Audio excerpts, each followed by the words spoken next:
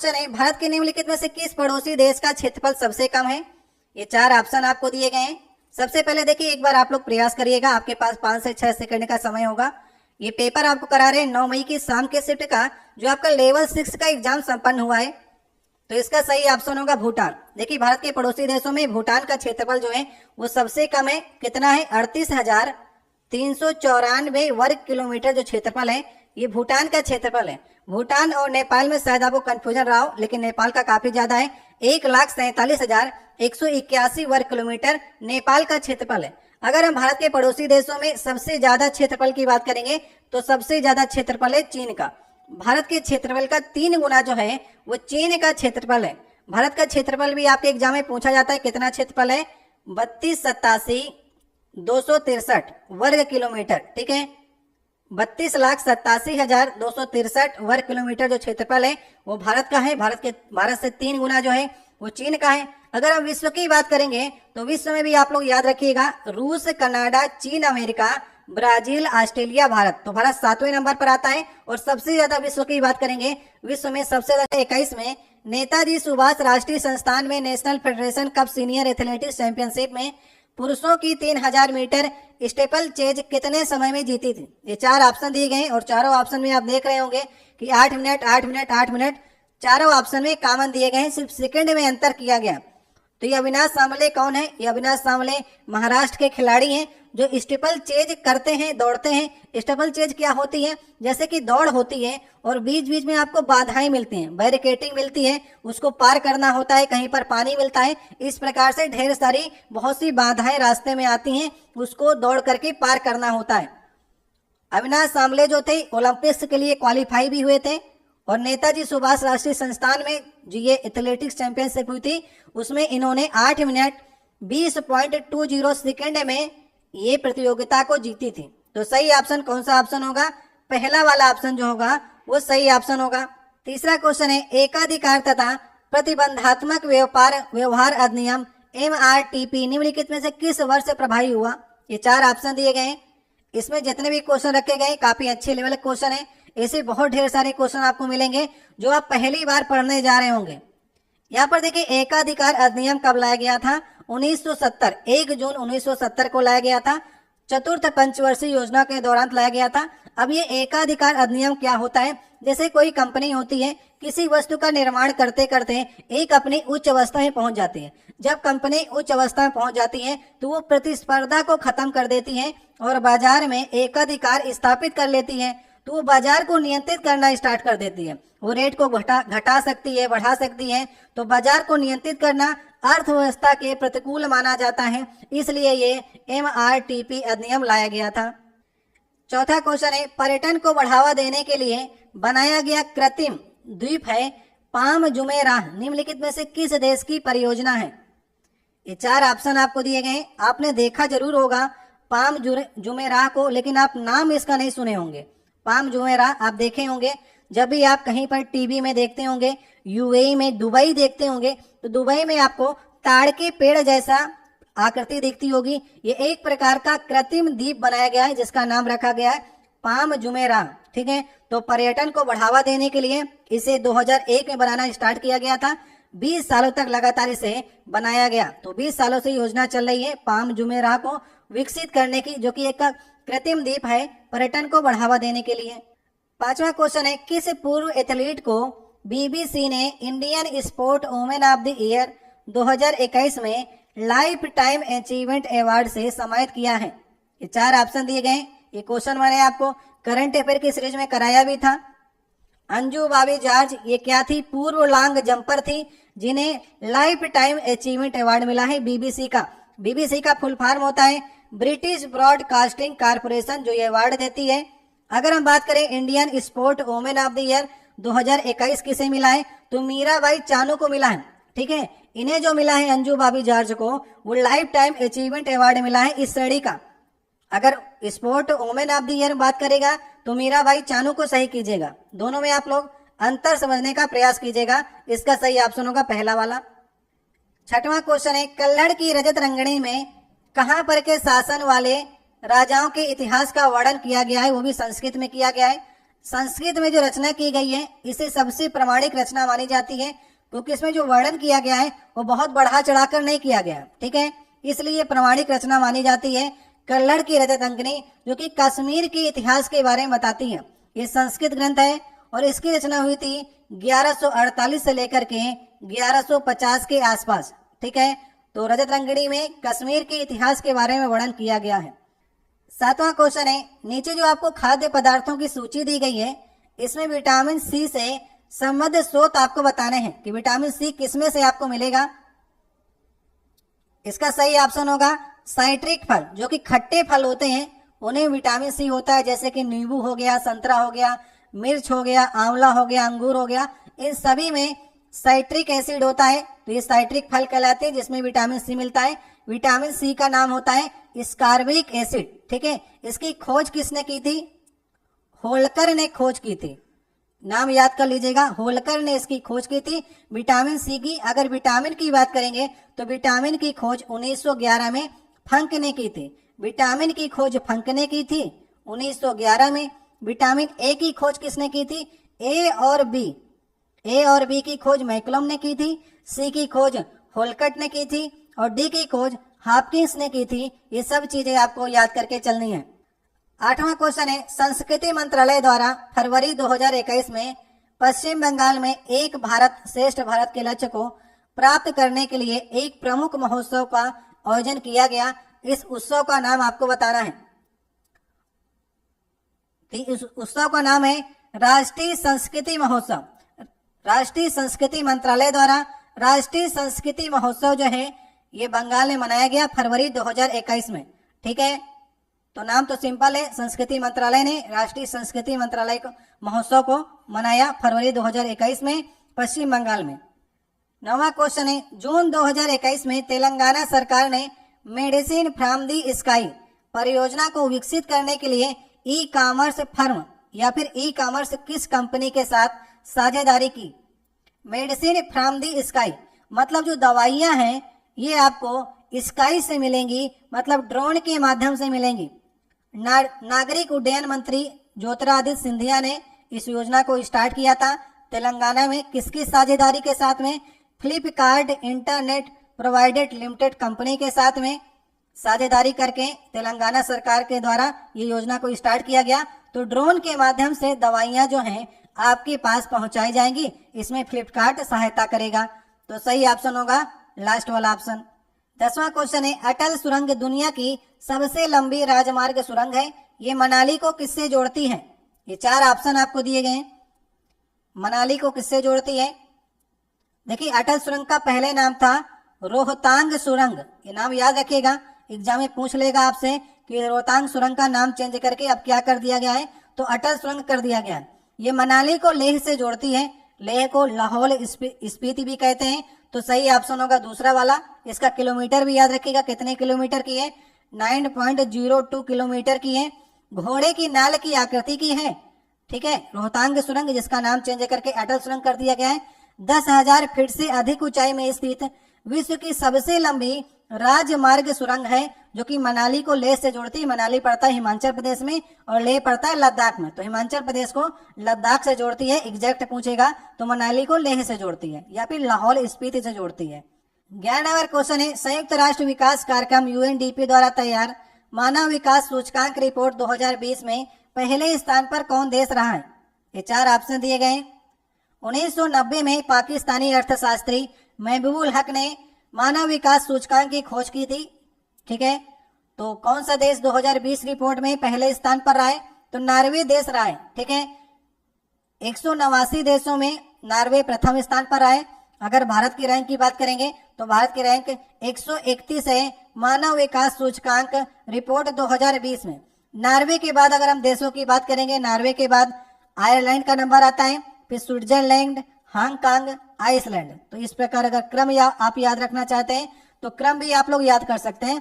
इसमें देखिए क्या देखा जाता है, किसी भी देश की जीवन प्रत्याशा, शिक्षा और स्वास्थ्य, इन 3 चीजों के बारे में ये रिपोर्ट दी जाती है। जिस देश की अच्छी होती है, जीवन प्रत्याशा, शिक्षा और स्वास्थ्य, ये भी आपके एग्जाम में पूछा जाता है।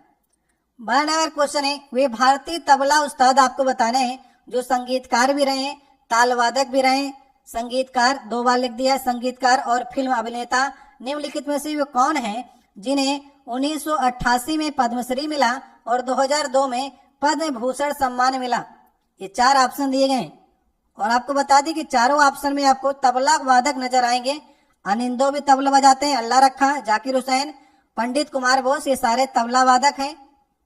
तो आपको याद करना पड़ेगा कि पद्म भूषण किसे मिला। देखिए पद्म श्री तो मिला हुआ है अल्लाह रखा खां को भी, लेकिन सन अलग है। अल्लाह रखा खां जो थे वो जाकिर हुसैन के पिताजी थे, लेकिन उन्हें पद्म भूषण नहीं मिला। पद्म भूषण सिर्फ मिला है जाकिर हुसैन को। तो सही ऑप्शन कौन सा ऑप्शन होगा? तीसरा वाला ऑप्शन। जबकि चारों जो हैं आपके ऑप्शन में तबला वादक ही रखे गए।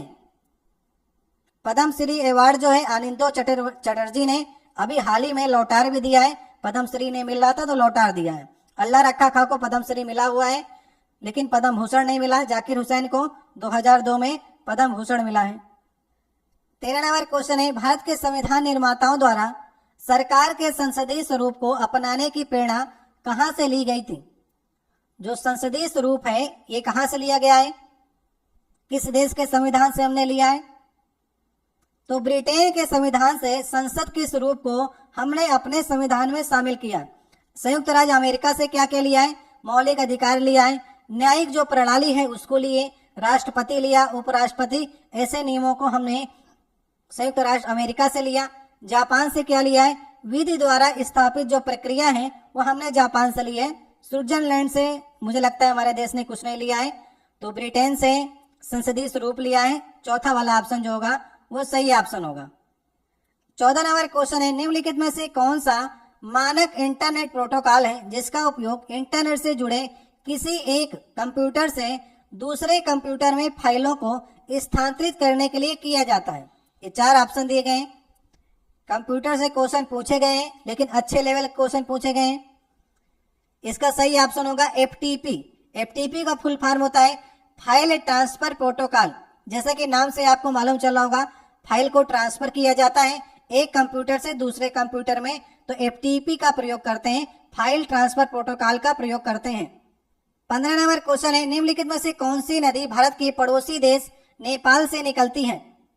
नेपाल से कौन सी नदी निकलती है? सिंधु, ब्रह्मपुत्र, राप्ती, गंगा। देखिए गंगा तो उत्तराखंड से निकलती है। सिंधु, ब्रह्मपुत्र और सतलज नदी, ये तीनों नदियां तिब्बत से निकलती हैं, या फिर तिब्बत जो चीन के अधीन है तो कह सकते हैं चीन से निकलती हैं। सिंधु, ब्रह्मपुत्र और सतलज। तो बचा कौन सा ऑप्शन? राप्ती नदी। इस प्रकार से भी आप सही कर सकते थे। राप्ती नदी जाकर के घाघरा नदी मिलती है और घाघरा नदी गंगा नदी मिल जाती है। कमेंट बॉक्स में आप लोग ये बताइएगा गोरखपुर किस नदी के किनारे बसा हुआ है? कमेंट बॉक्स में आप लोग बताइएगा। ठीक है, जिसको भी आता हो कमेंट बॉक्स में बताइएगा गोरखपुर किस नदी के किनारे बसा हुआ है। 16 नंबर क्वेश्चन है, स्कैंडिनेविया एक सांस्कृतिक क्षेत्र है जो कहां, किस महाद्वीप में स्थित है? उत्तरी अमेरिका, अफ्रीका, यूरोप या फिर एशिया? देखिए स्कैंडिनेविया जो है ये उत्तरी यूरोप का एक प्रायद्वीप है। तो स्कैंडिनेविया में नॉर्वे, स्वीडन, डेनमार्क देश आते हैं। देखिए स्कैंडिनेविया जो आता है नॉर्डिक देशों में भी आता है। नॉर्डिक देशों में नॉर्वे, स्वीडन, डेनमार्क और फिनलैंड, आइसलैंड और फेरो द्वीप में आते हैं। तो ये स्कैंडिनेविया जो प्रायद्वीप है इसका ढलान जो है ये उत्तर की ओर है। वैसे यूरोप के जितने भी ज्यादातर द्वीप हैं उनका ढलान नीचे की ओर है, लेकिन इस सांस्कृतिक द्वीप का उत्तर की ओर ढलान है। ठीक है, तो कहां पर पड़ता है? ये यूरोप में पड़ता है। 17 नंबर क्वेश्चन है, red earth and pouring rain नामक उपन्यास के लेखक आपको बताने हैं। काफी चर्चित ये उपन्यास है और आपने अगर सीक्रेट गेम्स मूवी देखी होगी तो उनकी उपन्यास से ही ये सीरीज को बनाया गया है। तो सीक्रेट गेम्स जो है उपन्यास है कि आथर भी विक्रम चंद्रा है जिनसे आपने सीरीज बनी हुई है, उसको आप देखते होंगे। तो सीक्रेट गेम जो उपन्यास है विक्रम चंद्रा का ही है और red earth and pouring rain जो है ये भी उपन्यास जो है विक्रम चंद्रा का है। इसे हिंदी में कहते हैं लाल धरती एवं मूसलाधार बारिश। तो उपन्यास किसका है? विक्रम चंद्रा का है। 1996 में इन्हें कॉमनवेल्थ का बेस्ट राइटर अवार्ड भी मिला हुआ है इसी पुस्तक के लिए। ठीक है, इसलिए पुस्तक बहुत इंपॉर्टेंट है आने वाले एग्जाम के लिए भी, और ये रेलवे NTPC सिविल 2 में तो पूछा ही गया है। 18 नंबर क्वेश्चन है, बंगाल की खाड़ी के तट पर कोणार्क का जो सूर्य मंदिर बना है वो कब बनाया गया था? सही ऑप्शन होगा 13वीं शताब्दी में बनाया गया था। एग्जैक्ट सन की बात करेंगे तो 1250 ईस्वी के आसपास इसे बनाया गया था। गंग वंश के शासक नरसिंह देव प्रथम ने इसे बनाया था। नोट कर लीजिएगा, गंग वंश के शासक नरसिंह देव प्रथम ने बनाया था। उड़ीसा की पुरी में पड़ता है ये, ठीक है। सही ऑप्शन होगा 13वीं शताब्दी के आसपास ही बनाया गया था। 19 नंबर क्वेश्चन है, काली मिट्टी भारत के निम्नलिखित में से किस भाग में प्रचुरता से पाई जाती है? काली मिट्टी, जिसे हम लोग रेंगुर मिट्टी भी कहते हैं, टिटनी फेरस मैग्नेटाइट के कारण इस मिट्टी का रंग जो होता है वो काला होता है। ये बेसाल्ट की चट्टानों में पाई जाती है, या फिर इसे कह सकते हैं दक्कन का पठार या फिर दक्कन ट्रैप के आसपास काली मिट्टी पाई जाती है, जिसमें आपके गुजरात और महाराष्ट्र का क्षेत्र आता है। तो सही ऑप्शन होगा लास्ट वाला ऑप्शन। तो काली मिट्टी किसके लिए उपयोगी होती है? कमेंट बॉक्स में आप लोग बताइएगा। काली मिट्टी जो है उसमें किस चीज की खेती की जाती है? ये कई बार मैंने आपको बताया है और आप बता भी सकते हैं। तो 2 क्वेश्चन मैंने आपसे पूछे हैं, इन दोनों प्रश्नों के आप लोग जवाब दीजिएगा। पहले तो आप लोग ये बताइएगा गोरखपुर किस नदी किनारे है और काली मिट्टी किस खेती के लिए उपयोगी होती है। 20 नंबर क्वेश्चन है, पढ़ने की आपको पुस्तक बतानी है जो संस्कृत व्याकरण का विकास हुआ है। तो उस पुस्तक का नाम बताना है। पढ़ने की पुस्तक है ये सबको मालूम है। देखिए अष्टाध्यायी जो है ये पढ़ने की पुस्तक है, जिसमें संस्कृत व्याकरण की प्रारंभिक विकास के बारे में बताया गया है। बुद्ध चरित्र भी आपके एग्जाम में बहुत बार पूछा गया है। बुद्ध चरित्र जो है ये अश्वघोष की पुस्तक है, ठीक है। बुद्ध चरित्र हो गया, महावस्तु, ललित विस्तार, ये सभी बौद्ध ग्रंथ हैं। महावस्तु और ललित विस्तार जो हैं ये किसी एक लोगों ने नहीं लिखे हैं, ये कई लोगों ने मिलकर के लिखे हैं। तो महावस्तु और ललित विस्तार को आप नहीं बता सकते, जबकि बुद्ध चरित्र जो है वो अश्वघोष द्वारा लिखी गई रचना है। 21 नंबर क्वेश्चन है, निम्नलिखित में से कौन सा पौधा अपने मूल ग्रंथों में पाए जाने वाला राइजोबिया जीवाणु के साथ परस्पर सहजीवी संबंध के कारण वायुमंडलीय नाइट्रोजन का स्थिरीकरण नहीं करता है? आपसे कभी कभी एग्जाम में पूछेगा कि नाइट्रोजन का स्थिरीकरण कौन करता है। अब इसने पूछ लिया नहीं करता है। देखिए पौधे क्या करते हैं, डायरेक्ट वायुमंडल से नाइट्रोजन नहीं ले पाते हैं। तो जब डायरेक्ट नहीं ले पाएंगे तो किसी न किसी सहजीवी की उन्हें आवश्यकता पड़ेगी। अब देखिए नाइट्रोजन की सबसे ज्यादा आवश्यकता होती है मटर कुल के पौधों को और दलहनी फसलों को। जो दाल की फसलें होती हैं और मटर कुल के होते हैं उन्हें नाइट्रोजन की ज्यादा आवश्यकता होती है। अब ये 4 ऑप्शन में आप देख लीजिए, मसूर हो गया, काबुली चना हो गया, मूंगफली हो गया, ये तीनों में आप देख लेंगे दलहनी फसलों में आएंगे या फिर मटर कुल में आएंगे। तो ये नाइट्रोजन का स्थिरीकरण करते हैं। तो कौन नहीं करेगा? गूलर नहीं करेगा। सही ऑप्शन होगा लास्ट वाला ऑप्शन। तो देखिए इनके जड़ों में क्या होता है, राइजोबियम एक जीवाणु होता है, इनकी जड़ों में होता है, वो वायुमंडल से नाइट्रोजन को लेता है, वायुमंडल से नाइट्रोजन को लेकर के नाइट्रोजन नाइट्राइट बनाता है, जो कि पौधों के लिए काफी जरूरी होता है। इससे क्या होता है, वायुमंडल से आपने नाइट्रोजन ली, फिर उसको यूज किया, फिर जमीन में छोड़ दिया, तो इससे नाइट्रोजन का स्थिरीकरण होता है और पौधा भी बड़ा हो जाता है। और जो राइजोबियम जो जीवाणु है इसको पौधे से पोषण मिल रहा होता है, तो सहजीवी संबंध होता है, ये नुकसान नहीं पहुंचाता है।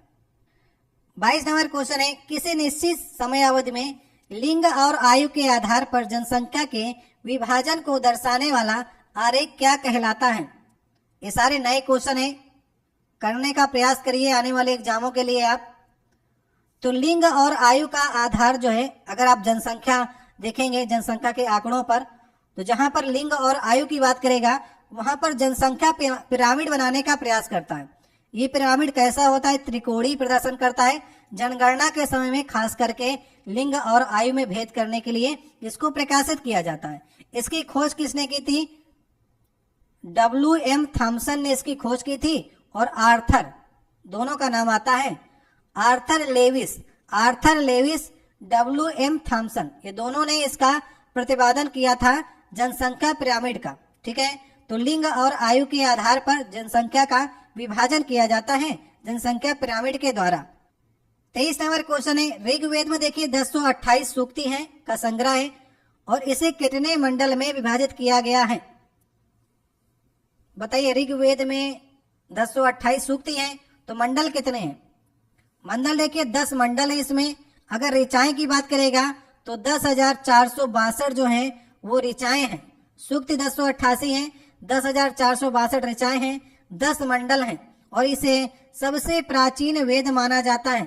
ठीक है, अगर हम लोग ऋग्वेद के ब्राह्मण ग्रंथों की बात करेंगे। आपके एग्जाम में ऋग्वेद के ब्राह्मण ग्रंथ पूछे जाते हैं। तो ऐतरेय नाम इसी प्रकार से है, ऐतरेय और कौशितकी, ये दोनों जो हैं वो ब्राह्मण ग्रंथ हैं। ये काफी बार आपके एग्जाम में पूछे गए हैं कि ऋग्वेद के ब्राह्मण ग्रंथ कौन कौन से हैं। तो ऐतरेय हैं और कौशितकी, ये दोनों ऋग्वेद के ब्राह्मण ग्रंथ हैं। 24 नंबर क्वेश्चन है, भारतीय संविधान का अनुच्छेद 352 किससे संबंधित है? मैंने कई बार आपको बताया है, अनुच्छेद 352, 356, 360 आपकी जुबान में होने चाहिए। 352 राष्ट्रीय आपातकाल, 356 राष्ट्रपति शासन, 360 वित्तीय आपातकाल। तो तीनों आपको याद होने चाहिए। आपसे देखिए 352 पूछा था, तो राष्ट्रीय आपातकाल, राष्ट्रीय आपातकाल कितनी बार लगा है? 3 बार अभी तक लगा है। पहली बार लगा था 1962 को, जब भारत और चीन के मध्य में युद्ध हुआ था।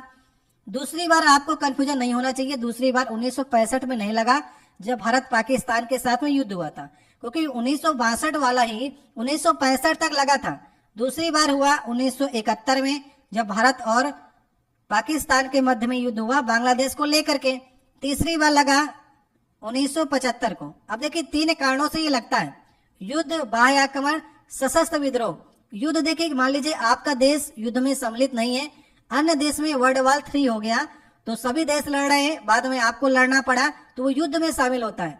1962 वाला बाह्य आक्रमण के कारण लगा था, 1971 वाला भी बाह्य आक्रमण, 1975 वाला सशस्त्र विद्रोह। पहले इसका नाम जो था आंतरिक अशांति था, ठीक है, आंतरिक अशांति के कारण 1975 में लगाया गया।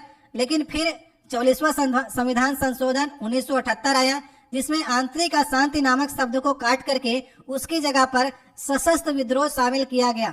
तो पहला वाला बाह्य आक्रमण, दूसरा वाला बाह्य आक्रमण, तीसरा वाला आंतरिक अशांति, बाद में नाम चेंज कर दिया गया, उसका सशस्त्र विद्रोह कर दिया गया।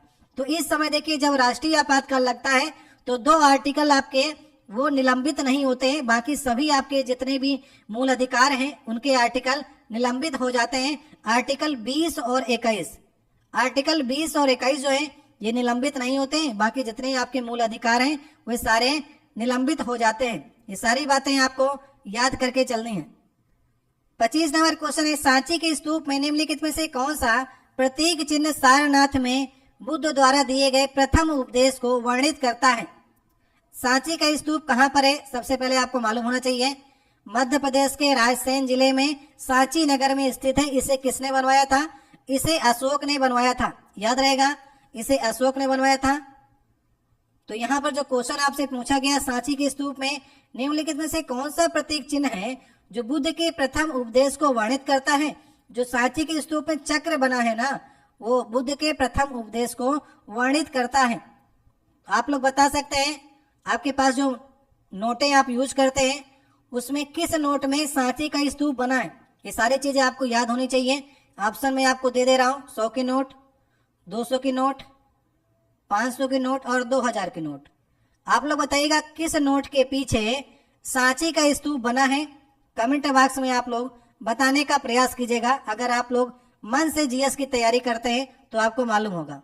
26 नंबर क्वेश्चन है, निम्नलिखित में से कौन सा भारतीय संविधान के आर्टिकल 182 का घटक है? आर्टिकल 182 क्या कहता है? ये 4 ऑप्शन दिए गए हैं आपको। देखिए कई कई राज्यों में विधानसभा के साथ साथ विधान परिषद भी है। तो ऐसे 6 राज्य हैं जहां पर विधान परिषद है। तो ऐसे 6 राज्यों के नाम है उत्तर प्रदेश, महाराष्ट्र, कर्नाटक, आंध्र प्रदेश, तेलंगाना, बिहार। ऐसे 6 राज्य हैं जहां पर विधानसभा के साथ साथ विधान परिषद है। विधान परिषद के सदस्यों का कार्यकाल 6 वर्ष होता है। जैसे केंद्र में राज्यसभा होती है वैसे राज्यों में विधान परिषद होती है। विधान परिषद कभी नहीं भंग होती है।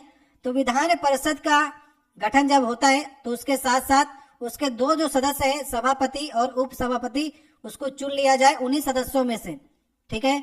ये आर्टिकल 182 कहता है। ए ऑप्शन सही ऑप्शन होगा। 27 नंबर क्वेश्चन है, यहाँ पर देखिए लिखा गया है FRBMA को 2003 में अधिनियम लाया गया था, जिसके द्वारा सरकार के लिए राजकोषीय घाटे को कम करने का लक्ष्य निर्धारित किया गया था। तो FRBMA का पूर्ण रूप आपको बताना है। काफी टफ लेवल क्वेश्चन इसमें आपसे पूछे गए थे। तो इसका सही ऑप्शन कौन सा ऑप्शन होगा? इसका देखिए दूसरा ऑप्शन सही ऑप्शन होगा। इसमें लिखा गया है physical responsibility and budget management act.